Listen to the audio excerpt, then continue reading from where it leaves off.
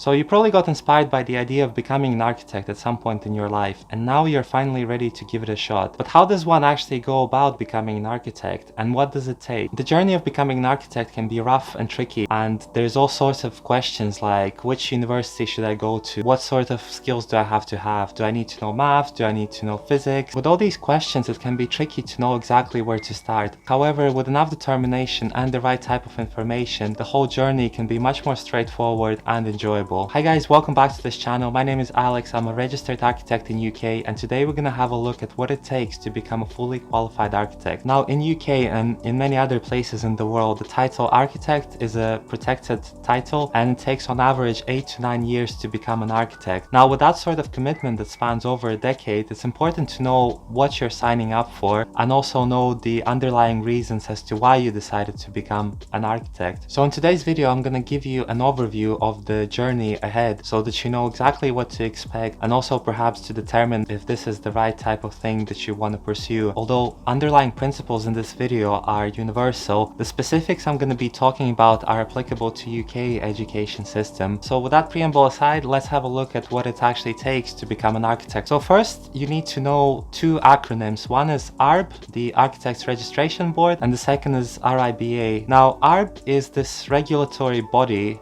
ARB is there to protect the public and to put architects onto the register. Once you're on the register, you become part of the club with the title architect, and the architect is a protected name. So ARB is really there to make sure that whoever is on that register is suitably qualified to be there to protect the public from bad architects. RIBA, on the other hand, is set up to be kind of in the favor of architects as this educational, politically lobbying body that acts on behalf of architects, and the whole aim of it is to improve the profession. What's critical about RIBA and ARB together is that it's important when you apply to university to actually check if your degree title has those acronyms in it, because if you don't, then you might as well be doing interior design or environmental design. You're not going to be able to take final architectural exam unless you have been in a university that offered you ARB and RIBA accredited degree. So to become an architect, it requires to pass 3 parts: part 1, part 2, and part 3. Part 1 is basically this undergraduate process where you get to learn the basics of architectural design, the history, the theory. With that degree, you can then go out and look for a placement after graduating. And it typically takes 3 to 4 years to do that, to become the part 1. And the official title that you will be able to call yourself would be the part 1 architectural assistant. So once you finish your bachelor's degree, it's then time for finding a placement. And it's a common practice to go out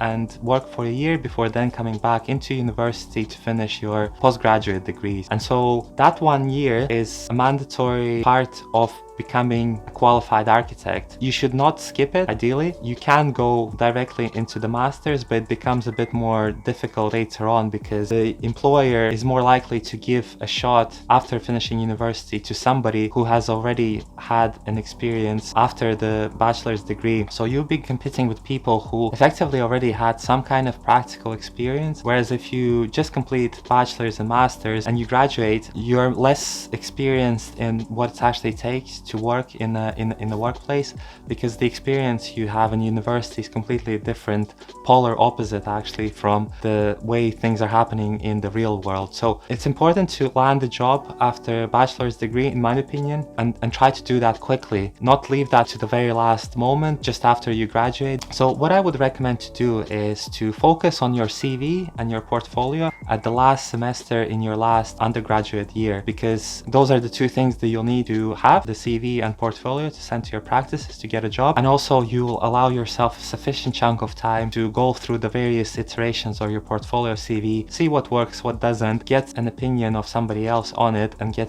their input to see if your portfolio is actually suitable for going out there in the real world. And so once you have that, you can start firing those CVs out to different places, and hopefully you're gonna land a job by the summertime, which then will allow you those 12 months or 1 year of practical experience. Now, with the type of office that you're seeking employment for, I would say part 1, generally it doesn't matter as much.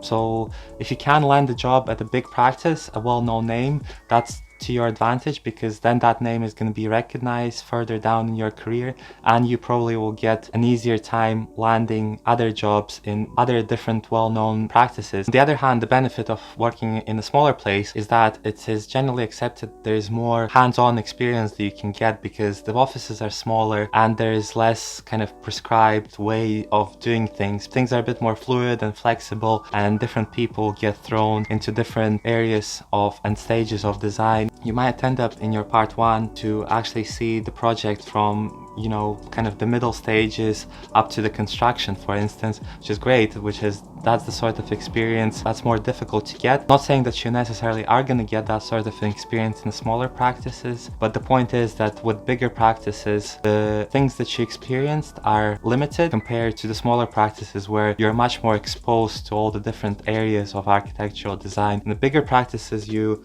might be pigeonholed doing something very specific. I know a person that did their part one placement in a very big practice, and all they were doing was this very small element of a big project for the whole year. And so I don't think that was a great experience. I, for example, on the other hand, was medium-sized practice, which allowed me to oversee the several projects from the very initial stages up to the construction stage almost. I had a much wider experience compared to that other person in the bigger practice. So choose your practice carefully. Have a think about what kind of experience do you think you'd like to start with. So I would generally recommend to either go for the small practice for experience building, or alternatively for a bigger practice with a well-known name and a reputation. And the last point on the experience and the placement is that you need to remember to fill in your PEDR sheets. And PEDRs are, I forget what the acronym stands for, but these are these sheets that are basically a record of your experience and the amount of hours you worked against each of the RIBA stages. So RIBA stages is this standard process by which buildings are secured and designed and developed and built. And this is a standardized system that practices use to make the design process clearer. But what it means for the graduates is that they need to log their experience against these RIBA stages, so that when you get to the final stages of your exam, the examiners can see how much time have you spent against each of those elements. So it's important to be on top of them, because every 3 months you have to submit one. So by the end of the year, you should have minimum of 4 sheets, and they all have to be signed by yourself, the employer, and your university advisor, which means that there's a certain amount, I think it's maybe a month of the time after your first 3 months that you're allowed to submit that paperwork. You should really try to avoid doing it retrospectively, because it doesn't look professional, and people are generally annoyed if you do that, because it's just extra work for them to do sheets that were completed like months ago, and it's even worse if they have to do like 4 of them at the same time. So try to do them on time and try to have at least 4 of them in your first year out. So upon completion of these 12 months, you are expected to come back to university to finish your master's degree. And master's degree is RIBA Part 2 accredited program, which gives you an opportunity to work on 2 big projects in your year 4, and in year 5 is your thesis project, which is really an opportunity to explore whatever subject you're interested in and develop that into the project, into a building. It's really a self-directed process. And upon graduation, you will be given the title Master's Architecture, if that's the sort of title that the program is accredited by, and you also should get your Part 2 qualification. That means that you can now work as a Part 2 architectural assistant in your further career. The important thing here is that you don't necessarily need to come back to the same university you started with. It's actually a pretty standard thing in UK to get your bachelor's degree in one place and then decide to go somewhere else. It's totally normal. I did that myself. It's great because it allows you to see how 2 different places work, what the differences are, what the strengths and relative weaknesses of each place are. I went to a bit more technical university in my bachelor's degree and a bit more artistic oriented university in my postgraduate studies. It's kind of up to you how you decide to go about it. The advantage of coming back to the same university is that you're probably going to know all the people that you studied with together in your undergraduate course. You're going to have all those friends around you. I don't think you need to reapply to get back into master's degree if you started bachelor's in that university, whereas if you're applying somewhere else, you then have to go through the whole admissions process, which is a bit more complicated. After your graduation, when you go out there, and you start working, you can start working as part 2 architectural assistant. You're not yet allowed to call yourself an architect. You have to go through a whole another process to be able to then call yourself an architect. So during part 2, the same process as we discussed in part 1 applies, where you have to keep log of all your working hours, what you have spent them on, and then register them quarterly on the PEDR sheets, which then have to be signed off every 3 months with your employer, and you also need to sign off the PEDRs with the university advisor. Same way you did it in part 1, it's just now those sheets are going to be called part 2 experience. And if you didn't take the year out during your part 1, now's the time to start and creating those sheets from the scratch and just keep on top of them. So before we touched on the RIBA work stages, in your part 1 you probably covered some of them. It's typically stage 0 to 2, which are the concept design stages that the undergraduates are typically put on. They typically don't get put on the back end of the projects, where it's closer to the construction or during the construction stages, because they're not going to be skilled enough to deal with those tasks. However, as a part 2, you should expect that you will be given that opportunity to experience some of that stuff. The reality is, once you graduate, you're not going to have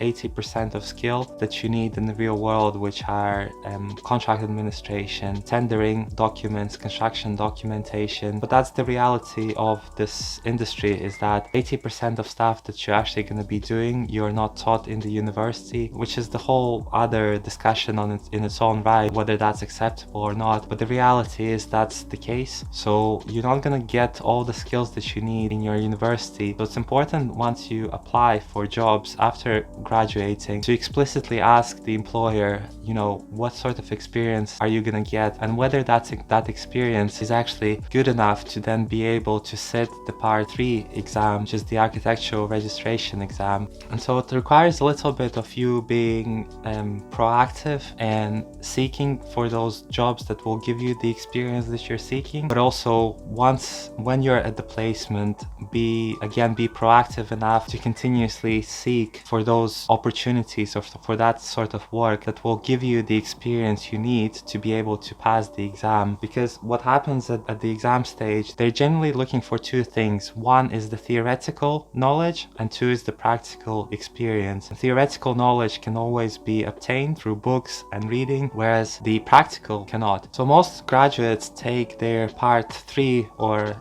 architectural examination after 24 months of working, so that would be 2 years in professional setting, and with the PEDR sheets record, a minimum of 8 sheets. And those sheets should demonstrate the fact that you've experienced most of the RIBA stages, particularly the later stages, the construction. You should also be working on a live project continuously for some time, because one of the submission elements besides the PEDR sheets is the experience-based analysis, or a case study, which is basically you looking at the project that you're working on, looking at how it's procured and how it's delivered, and analyzing the process by which that has happened, whether that follows the standard procedure, what can be improved, and what things can be done more effectively. And so you have to demonstrate with that piece of work that you have the ability to critically think of the project, but also to know the regulatory implications, the contractual implications of running that project, and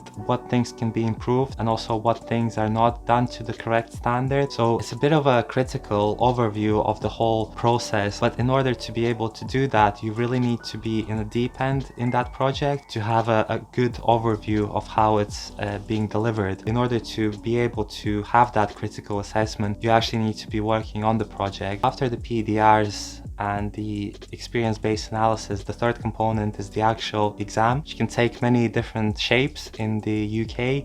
In Scotland, for example, the exam takes 2 days, and it's designed to simulate the office environment where you can get different calls and questions from the clients, the contractors, and it's also designed to test your ability to deal with the crisis that arises during the typical working day. So all these questions are a bit exaggerated because you would never get that many problems in 1 or 2 days. But the logic behind them is that you get 10 questions, 5 per day, and you're supposed to answer them from 9 to 5 o'clock block, which is about an hour and a half per question. However, it actually takes much longer to complete those questions. Some of them are a bit more trickier, like fee questions, and there are things that are not very straightforward to answer at all, where you have to look through different sources, through the books, and actually ask your colleagues, which, when I put it like that, sounds easy, but none of those questions are straightforward questions, and many of them can have different interpretations and possible answers. So it really comes back to that idea that an architect should be able to have a judgment of a situation and come to some kind of conclusion. So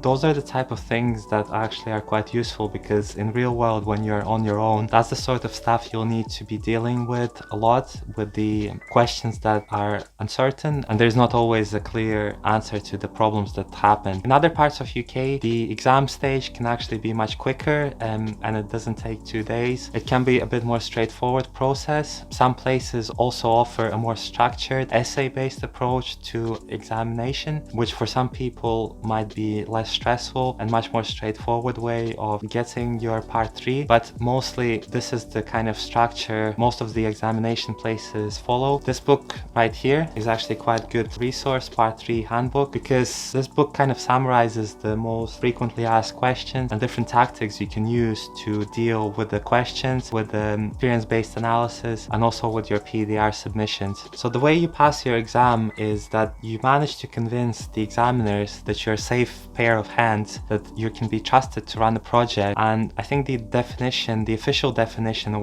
what it means to pass the exam is that the candidate has demonstrated the ability to work on a small residential project or something like that with minimum supervision. So basically it means that you can be delegated tasks without your superiors worrying about you screwing up badly. And so once you have demonstrated that and you have all the record and all the submission material passed, then you finally get the notification that you've passed the exam, and you can then apply to ARB, ARB to request them to put you on their register. So hopefully now you got to the stage after all these years where you've passed your exam, you've completed everything that's required from you, and now it's time to register. So after you become an architect, you're obliged to follow the Architect's Code of Conduct, which is this official document that kind of guides you through how you should conduct yourself in front of clients, in your office, and generally it's the rules by which you have to work professionally. Another thing to remember is that now you're in a position where somebody can sue you very easily, and for that there's always a need